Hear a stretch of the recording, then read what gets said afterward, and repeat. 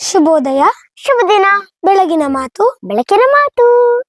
ಕಬ್ಬಿಣವನ್ನು ಯಾರೂ ನಾಶ ಮಾಡಲಾರರು. ಕಬ್ಬಿಣವನ್ನು ಯಾರೂ ನಾಶ ಮಾಡಲಾರರು. ಆದರೆ ಅದರೊಳಗಿನ ತುಕ್ಕು ಅದನ್ನು ನಾಶ ಮಾಡಬಲ್ಲದು.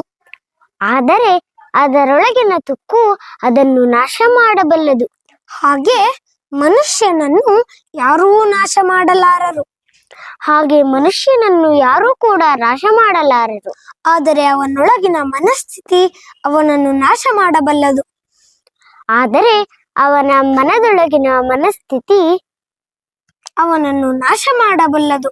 ಅವನನ್ನು ನಾಶ ಮಾಡಬಲ್ಲದು. ಇನ್ನೊಮ್ಮೆ, ಕಬ್ಬಿಣವನ್ನು ಯಾರೂ ನಾಶ ಮಾಡಲಾರರು.